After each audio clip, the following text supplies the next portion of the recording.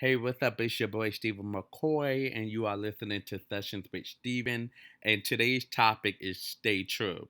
Now, we have a special guest here today. The Social Club Misfits are here, and they're here to speak about their new album, going number one on Billboard, and touring, everything. And I'm so happy to have these guys here. Thank you guys so much for coming. Introduce yourselves. What a privilege it is to be here. My name is Marty. And I'm Fern, and I'm Social Club Misfits. It's great to be here. Love being in New York. Yeah. Awesome. So what brings you here to New York today?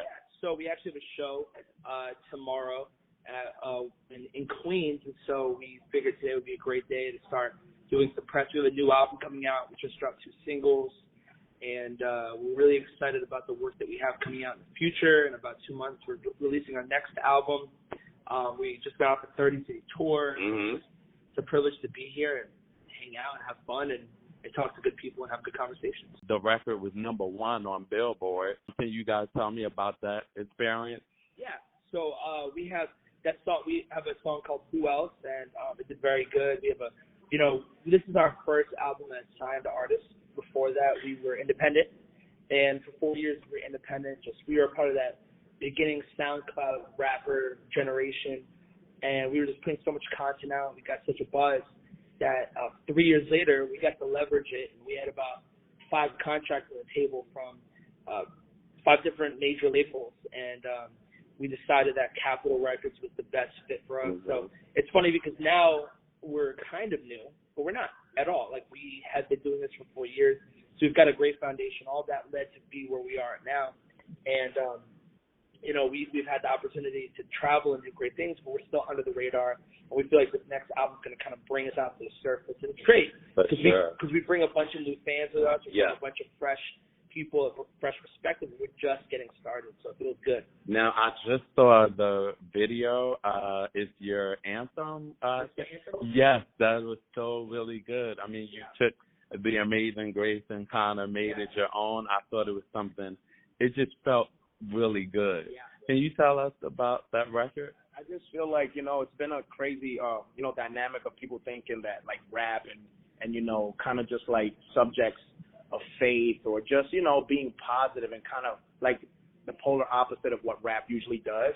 They don't really see that working with, issues of faith. But we've been able to just kind of, like, give you guys our life, put it out there exactly how we wanted it to be, and just show you what that could look like on audio, just guys who kind of just make music through the eyes of Christ. You know what I'm saying? We don't shy away from our faith, but at the end of the day, we're still musicians as well. We just want to make dope music, and that was just one of our best. We love that song. That song goes throughout the ages as just being one to play with the heartstrings. Where were we? Yeah. Oh, when we where did you guys? We had actually just did a tour, right? Yeah, we were in California. We were in Orange County. We sold out of that venue 3 times. Yeah, in a row. The vault in Orange County. Yeah, we sold out 3 days. Like, literally, as soon as tickets went out, we sold out. So they had to move us to a bigger venue. We sold out of that. Then at the 3rd venue we found, we were like, all right, we sold that again, and we just couldn't find another venue that could hold us. So the promoter was expecting maybe 1,000. There was like 1,600 people paid tickets in there, and we filmed that live at our last stop on tour in California, where it's our first show we had outside of Florida, because we're from Florida, was in California. We filmed it live there with the people. It was crazy. Yeah. One of the things something that just hit me like a ton of bricks. I feel like a lot of rappers, they rap as their alter ego. And or the person that they turn into when they get in the booth, whereas me and Marty, we rap as the regular people that are home with our moms, that are home with our dads, like with our family. Like the same guy that you see in real life is the same guy that raps. So I feel like that's a new dynamic to be able to just give your life and just give it spade a spade. Yeah, just put it all out there and let people kind of just like let it all fall where it may. But I start to see, and we've been starting to see a lot of like, people relating to it. It's like, it's not like, oh, what is this about? For the most part, a lot of people relate to our music because all we want to do is just, just let them know that there's people that are just like them. Now, I have to ask, like, you guys, like you said, you guys rap as yourselves instead of your alter ego. Yeah. Now, that's actually, it's crazy that is brave in this industry because a lot of people, they want to pretend to be other people. Yeah. Music is like an escape. And now, is that hard for you guys? You know what? It's funny because there's so many rappers that we've met behind the scenes that you think in your mind, okay, they are this way, and then you meet them and they have their kids backstage. You know, like, okay, this is weird. I never knew you were married. I didn't know you had kids. And so a lot of rappers behind the scenes, it's almost like Fern said, they have this alter ego of this is who I want the world to think I am. I'm this guy. But then you realize like a lot of these people have just normal families behind the scenes. So we were like, let's just be ourselves no matter where we are. I think the best version of ourselves is the person who is, on and off stage the same person. And we're trying to be better people. I mean, all our music through the eyes of two men who we love God, we love people, and we're just normal guys who like making good music. And I think that people can relate on the good music side. They can relate on the, hey, we're faith-based. Hey, they can relate on the fact that we're just trying to make just music that are true to ourselves. We're not trying to reach. Some people try to reach for topics like, oh, this song, Despacito is popular today. Let me make a Latin song. No, like, this is really who we are and what we do. And for the most part, when we're making our albums, we actually kind of zone out, cut the world off, because we don't want to be so heavily influenced by because it could be, you hear a trend and you're like, we need to do a song like that. And just try to do our own thing. So it's funny how, this is where it's gotten us. It's kind of like a privilege. This is our first album on Capitol Records, and it's our kind of like debut. Got nominated for 2 Dove Awards, which is like the Christian Grammy. Congratulations. We lost. Well, and it's a nomination. Out the gate with the little head. That's amazing. We didn't think we were gonna win, so we didn't even show up. Really? Yeah, we pulled an M&M. That's crazy. And so we were like, we're not gonna win. And the truth is, we were actually on tour. It's funny. The day of, we were in Ohio on a sold out tour. We just did 30 cities with our brother Andy Mineo, and we were on the sold out tour. And the funny thing is, like, we're doing a sold out tour, and they're like, hey, I'm sorry, guys, you lost. But I'm like, but there's also 1,000, 2,500 people in front of us. We're doing what we need to do. Yeah. We can't get off course and do it. We never did it for the awards. We did it for the people who are in front of us, And so we've been able to build this little following. It's growing organically, and that's the best part. Right. And how did you guys meet? Are you guys brothers, or I'm sure some people Puerto Rican. We met at a radio. We met at a radio station. My sister invited me to go meet somebody. Knew that I always wanted to do music when I was getting ready to come home from a situation I was doing. Some people know. I wound up doing 3 years. But when I came home, I took her up on that. I'm like, I want to do music. I'd like to experience possibly doing music differently. Yeah. So I went to go see this so-called DJ Jay Blaze. He's in Texas now. And you know what? Make a long story short, they had a nice, situation going on there. It was syndicated radio. They were spinning music. It was getting, hits and stuff like that. Yeah. And I got to see firsthand of the potential of what could be, if I just, kept myself focused. And I said to say this, I met him in that circle of friends. Yeah. He was, one of Jay Blaze's friends at the time, and I met him at that radio station. And then once we started hanging out and stuff and just kind of talking music, we started getting involved in little situations, started rapping together. And one thing I always say is, like, when people, like, because we kind of had our own thing going. He had his own thing going, and I kind of had something I was starting up. And when you talk about being a group, most people will be like, oh, well, I got to kind of see. I kind of got this stuff going on. But, when we said, let's do a group, we just jumped into it. And, like, it wound up being the best thing for us. It wound up, like, look where we are now. Right. And it just lined up so perfect. But I just remember, like, I always remember that. It wasn't, like, pressure for me to say, oh, I got to think about it. And I'm like, man, let's kill it. Let's do it. Now, your families, I'm sure, is proud, like, when you have those sold-out shows. And have they ever come to your show? Yeah, our family has come. Actually, it's so funny, this show. Our last show was in Fort Lauderdale, about 10 minutes from your house. Yeah. And that show, I decided it was a great idea to jump into the crowd. And it's funny because my wife came, and, like, his whole family came. His wife, were your kids there? Yeah, everybody was there. And I jumped into the crowd, and I actually missed. We put these floaties in the crowd. We jump on top of them. I missed the floaty, and I actually, my whole family's, his family's watching, my family, and they're all like, "Oh my goodness!" Like, you can hear them screaming on the video. We posted it on our social media. It's kind of funny. So it's funny. My dad's a doctor, and he always wanted me to be somebody who, followed my dreams more than just was someone to make money. And I think both of us, we had parents that were more like, do something with your life that makes an impact, rather, because money comes and goes, but who can really say, I'm actually making an impact with somebody. I'm helping. I'm pushing it forward. We want to be people who give back, and our family's always supported that. And so I met Fern at the radio station. It's funny because Fern was he dropped like a song every week. And so I kind of wanted to be a radio host. I'm not going to lie. Yeah. That's why I was hanging out there. And every week he would drop a song. And at one point the DJ was like, all right, at this point top 10 is all Fern. So we need to stop this. Stop dropping songs. Because at the time he just kept coming in. I mean, we had this mentality where we always wanted to work. We always wanted to make good music that challenged the bar. I mean, good music relates to everyone. Everyone wants to hear the next hot song, and we want to be that guy who delivers it, That's awesome. I love seeing, like, basically brotherhood come together and support, right? Exactly. And supporting each other. So how have life changed for you guys since, becoming famous? I mean, I gotta tell you, man, it's amazing. I guess the best dynamic I can use is my kids' school. When I go to my kids' school, they're like, Tammy, all the kids in her school, they all know me and stuff like that. But I gotta tell you, it's just been an amazing thing, especially for, me and Marty. Like, we want to do the right thing, and we want to do the best thing we could with this platform. So anything that happens, if we get a bigger name out there, it's just gonna be all to the best, because we've already discussed visions of this 5-10 years out. Yeah. People don't know this, but we got it all planned out.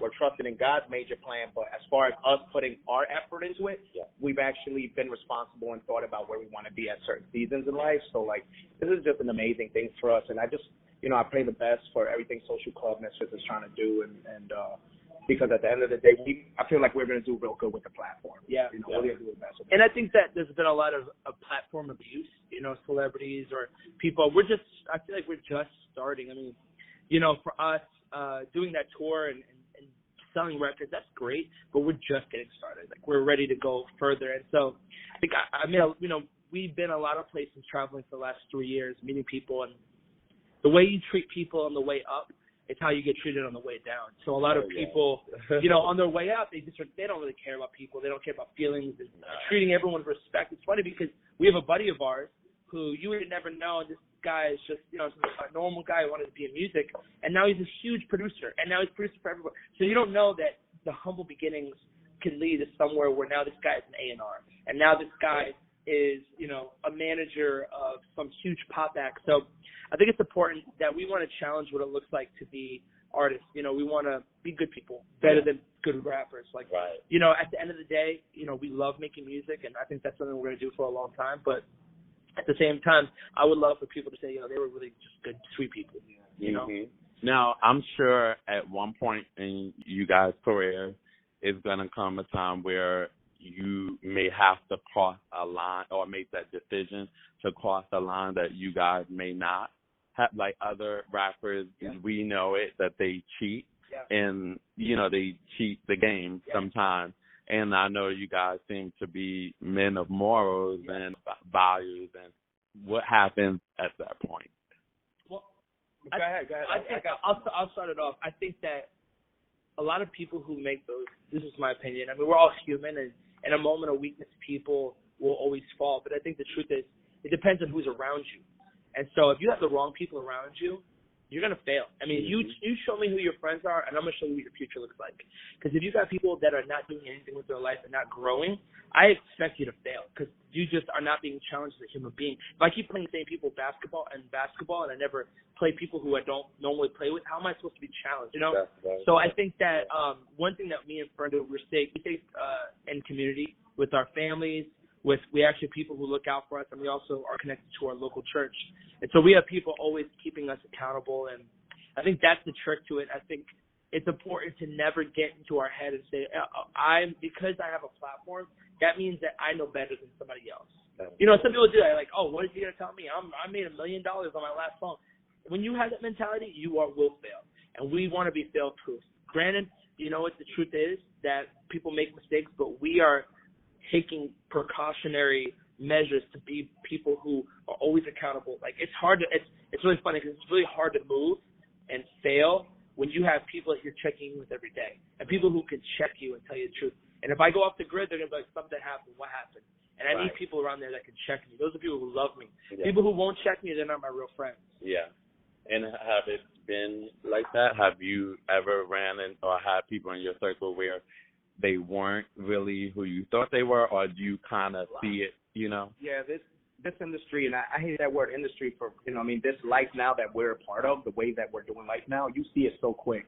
To be honest with you, I stay a lot with just my close-knit family. I wound up, cutting a lot of ties in the last 10 years, of just things. And now I look back at certain things and I see why I did that. You know what I'm saying? I needed to progress and I needed to focus and I needed to take time on my family. And and I knew how I was. I used to always want to hang out and this and that. So, I had to make conscious decisions. You have to cut and burn sometimes. Sometimes you got to cut and clot that thing. You feel me? You can't try to heal it up or try to put some cocoa butter on it because it'll come back. You know what I'm saying? So, make a long story short, we have seen a lot of people's true intentions, especially in this life. But, you got to want it, man. I've seen so many people with the same amount of talent, same amount of time, same producers, same everything. You put it, almost like, go ahead, add water, and just one doesn't grow and one does. You know what I'm saying? So, you just got to go ahead and just stay faithful to what God has given, especially me, in a second chance. To me, there's a big second chance. Right, yeah. So, I like to stay focused on what I'm doing. I got a couple people in my circle, but for the most part, it's just the family. Just my kids and my wife, and it's just staying in. We're gone so much, and when I come, I just disappear to the family. Now, with you guys being yourself through your music, does it make it easier to go home and just chill, or do you think so? Well, I think that our family and they also we were this way before music, so they know us. No one's. My dad will still ask me questions and talk to me in a certain way. That I'm his son. That should never change. I think that success really. I've seen people treat their moms really bad. And those people need to get a wedgie. That's bad. Don't do that. But I think that it's funny because I think that success is the ultimate blinder. Success gives you an excuse to say, well, I want to do it like this but success is a lie. What is success? Success is what? Success to us is good relationships, family, having good kids, having people around us that are friends that I can call when something bad, like having good, healthy relationships. That's success to me. And you know what? The music is great, and I know it's going to take us but we want to create this culture in what we do that, hey, we're going to be good people, we're going to be positive, we're going to love on people, and we're going to have a fun time. Yeah. And that culture is so countercultural because right now it's all about what I can get and out of you, that's the culture that we live right now instead of a win-win. It's a let me win and let you lose. Or, you look at a song is about I was with this girl and I never call her back. Like, that's the culture that we have in rap music. Oh, yeah. And so we want to create a culture that kind of leads the direction for the next generation. Mm-hmm. And we want to have the next generation be like, yo, listen, I can do this. Like, think about this, right? Will Smith never cursed. But no, before him, no. Who else was it that never cursed in rap music? He won his first Grammy. He had more success than he was the first Grammy Hip Hop Award winner, and he did not curse. It's like, okay, he did something new, countercultural. Listen, he's got Jada Pinkett Smith. He's got 3 kids that are beautiful. Like, he's changing culture.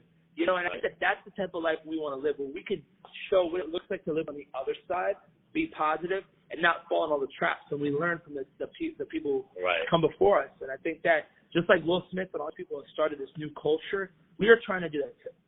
Definitely. Isn't it crazy how, somebody like a Will Smith, or let's just say the music we're doing, and, how we paint a different picture, but something like, with drug use and, sexual innuendos, how easy that is to get on the radio and how easy that is to have an interview set up. Oh, it's so easy. But you got people who are trying to do something countercultural, will probably be the only bad word I could use for it, because it sounds crazy when you want to go against it. But, we're talking about things that are positive. We're talking about things that are good-natured, things that make you happy, not just as we say, but a general perspective. But it's hard to get on the radio, and it's hard to get an interview. It's hard because we choose to talk about good things. And that's a strange dynamic, right? It is. But that's one of the things that has allowed us to possibly be at this interview, because we're starting to break those barriers through our music. Without scaring and creeping people out. I think that there's a new wave of rappers. You have Logic, who exactly how we feel. He wants to put positive vibes in his music. He wants people to have love and happiness and like. Yeah. So it's funny because I think that type of music is reaching a broader spectrum. So you have I was reading a study the other day where it said when Childish Gambino came to tour, he sold out more bigger artists than him, and he had more diverse crowd. He had white, black, Latino. But then they had another artist, another hip hop artist in the South, and he had a smaller crowd because the studies have shown that people kind of, based on his music, they don't know what to expect when you get there. And they're like, could I possibly get beat up at this concert? Could it be rowdy? Could it be crazy? Right. I mean, think about it. We just performed at the Webster. We just performed at Irving Plaza. At Irving Plaza, Love it. there was a gun incident with Troy Ave, right before we came. So security was crazy. And the funny thing is he was responding. It wasn't like he was doing anything. He had to respond to a situation. But because of that, now the venue is super careful about us doing rap music. They're like, what kind of music are you going to do? Even at one point they stopped doing hip-hop acts because, what's going to happen if I bring my hip-hop crowd here? Travis Scott, they locked him out the venue. So for us, it's funny because I think about people like Childish Gambino and Logic, and they have this positivity vibe that it reaches a bigger spectrum, and it's slowly but surely becoming more mainstream, and that's what we want to be a part of. And I hope it comes, all the way mainstream. That's what we want. We want it to go all the way. And that's one of the reasons why you guys decided to go with Capitol, because I'm sure some other labels were trying to ship you guys a little bit more, or. Yeah, we did. We had 5 labels, and they all had plans for us. Yeah. Capitol was the only one that said, you guys tell us what you need. Yeah, we want to maximize you. Where everybody else already kind of just saw the dollar signs, where Capitol, obviously, they possibly saw the dollar signs, but it was more of, the culture was already there. They already kind of knew, where we come from. Their whole lineage is what we're about. Yeah. So that's why that was such an awesome fit. So the people that were talking to us, they were talking to us in the language that, we were looking to hear. You know what I'm saying? So, and it didn't hurt to have 3.5, 4 years of leverage and numbers and doing a couple of things and showing up with some networks. So we showed up there with some network, and they knew while they were talking to us the type of things they needed to keep us in those chairs. They wanted a partner. A lot of labels wanted to kind of oversee, and Capitol was like, how can we serve you? How can we help you get to where we want you to go? Because if you go where you want to go, it's going to help both sides of the party. And that was one of the first times it's ever happened. Like, give an artist, think about this. Think about having, Kanye West at the time. Kanye, Dame Dash, do what you want to do. Let's follow you on this journey, and let's read. And look what happened. He's going platinum before, and he's countercultural himself. He's wearing polos, fitted clothes. He's wearing Louis Vuitton, where other rappers at the time, which we all love, were wearing more baggy clothes. And so you have both spectrums. It's like every generation has that artist that just challenges the barriers of what a musician looks like. And slowly but surely, we want to be a part of that wave of new artists that do that. Now, have you guys ever met any celebrity that we may know that have given you any advice or? Recently, we've seen a few people. We've, oddly enough, Fern's in shape, I'm not, I'm fat. But the funny thing is we have so many, athlete friends now from our music. Like, a lot of athletes reach out to us. Yeah. Yeah, it's kind of funny how many athletes every show we almost went to, there was a Laker. There's every basketball team almost came. We even went to the Houston Rockets. That's probably due to playlist activity. Get on some playlists and stuff. And these athletes, they kind of live with us in their head. You know what I'm saying? We don't even know them, and you see them tweet us out. They're or working you see out. a kid tweet out, To our music. "Oh my God, Andrew McCutcheon just walked out the social club." Like, wow, that's cool. And those guys always tell us, just keep making that music. Keep making music that is, this is one thing we always talk about. The music we make, a young person can listen with their dad.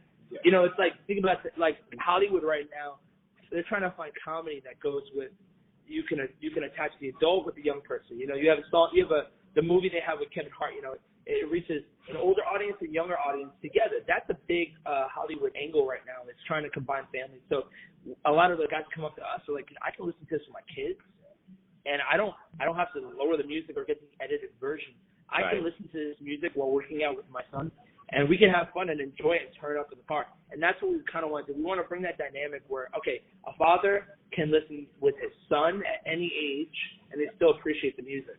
Yeah, and let me tell you, one of the biggest things that happened to me, my parents lost me to the music. For real. Like, they lost, like, I got so into the music that, you know, you start, you know what I mean? You start freaking out. Like, I actually got arrested to song lyrics. You know what I mean? Like, things were happening verbatim. Yeah. It was the craziest, surreal thing. So it's just amazing. And if you look back at all our interviews, we've been saying this since day one. We always wanted the parents and the family to stay together. Yeah. Don't leave. Enjoy it together. Like, let's bring something that we could all share. Right. Which is, I think, it's missing that, you know, that one thing that all families could share besides, you know, God and a good relationship.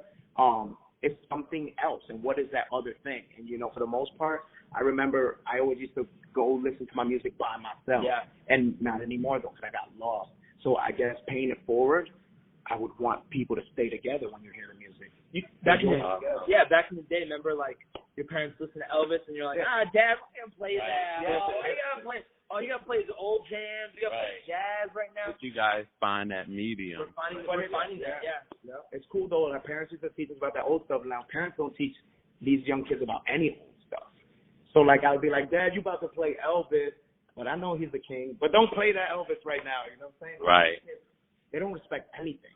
Like, a lot of the young kids, they'll talk about Biggie, but like, oh, screw Biggie, what's going on? Like, so at the end of the day, we want to be able to, like, come from the jib of people who kind of know the music we're making and it's relevant to everything that's going on. Yeah.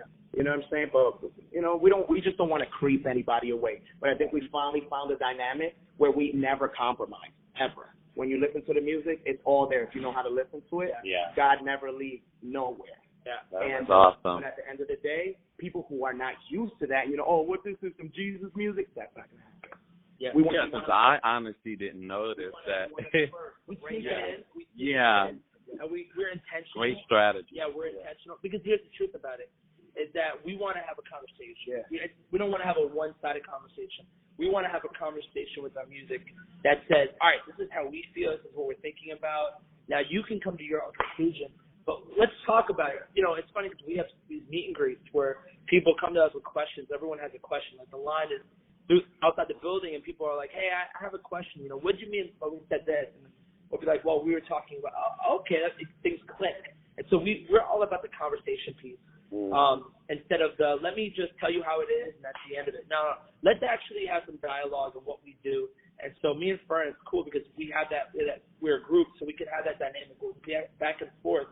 We could talk about certain things and touch so many subjects that maybe a rapper which is rapping by himself, wouldn't be able to. We're two men with two perspectives. So we cover so much ground. And, you know, like, that's the thing. Like, we just want to – the thing is, I don't think that Christian culture or faith-based culture should ever be separated from mainstream. Because the truth is, they both intertwine. It's a lifestyle. And if we're in a place where we say, all right, well, that's mainstream, and then this is this faith-based music, and that they don't intertwine. Whenever we think like that, that's a problem. That's kind of weird, right? Like, that's creepy. Yeah. Like, I don't want to be a part of a culture that, you know, alienates myself from what's really going on in the world. Yeah, you guys are just saying, listen, I just want to make music. That's it. And it translates. You know what? I was doing an interview yesterday, and the gentleman was like, you know, what were your 3 favorite CDs? And I was like, it was LP, it was Dr. Dre 2001, and then I said this other faith-based artist, K252. And I was like, these 3 are my favorite. But never when I was young, and I got saved later in my life, but never when I was young was I like, all right, well, that artist needs to be separate. Because I just put them all together, and good music's good music. And I think that one had a positive message, the other one had a bad. Right. But I like them all. It just is what it is. You know? So what's next for you guys?